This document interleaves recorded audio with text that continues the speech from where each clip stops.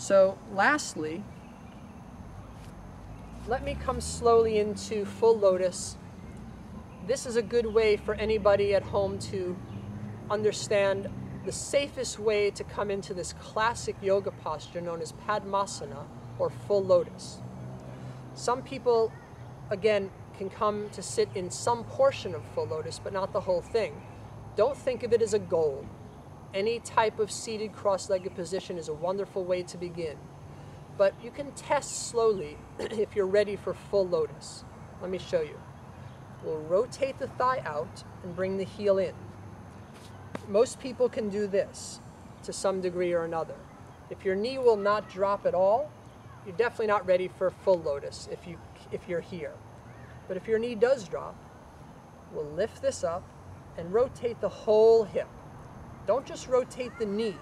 That would be this movement.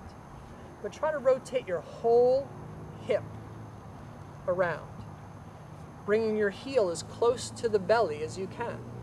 The sole of the foot pointing up as much as possible. That might not be possible. That's okay, but as much as possible. Once you can sit in half lotus, you can test whether you're ready for full lotus. I'm going to rock to my left hip, taking a little pressure off of my right hip. Now a little bit of a difference. I'm going to turn my heel up. Let me do that again. I'm going to turn my heel up as I bend this knee.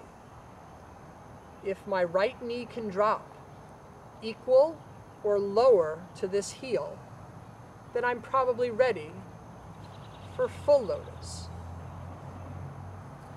But if I do this, and my right knee will not drop, or my right knee drops and my left knee comes all the way up due to tightness, then you're not ready for full lotus. Not just yet. You will be eventually. Don't worry about it. Let me do that movement again. Left, bend and lift the heel. Try to wedge your knee under the heel, and then you can gently, without forcing, help the heel to the belly, sitting in full lotus position.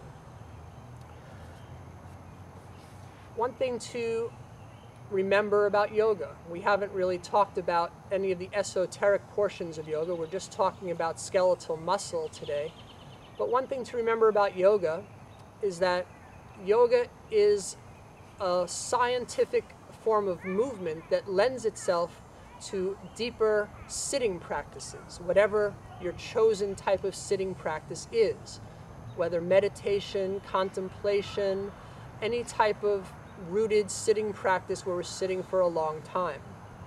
The reason that full lotus is known as such a classic yoga pose is not because it's a goal, not because we necessarily have to get into full lotus to be an advanced yoga practitioner, but because it lends itself to seated meditation. Our body becomes very much aligned. Everything is squared off and erect. I can sit tall on my sitting bones, I'm equally balanced, and I'm creating a type of pyramid in a way. If you think of a pyramid from my back area by my sacrum and my sitting bones, to my front area at my knees, to the crown of my head at the apex, it forms a type of pyramid, which is one of the most stable structures. And in that way, when we do seated meditation, lotus is very beneficial to keep that seat.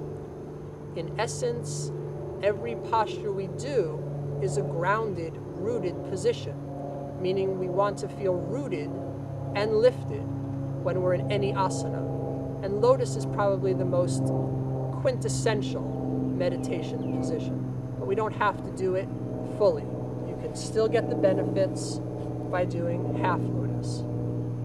And you often want to do half lotus if one knee is a little tighter than the other. It'll be very obvious to you.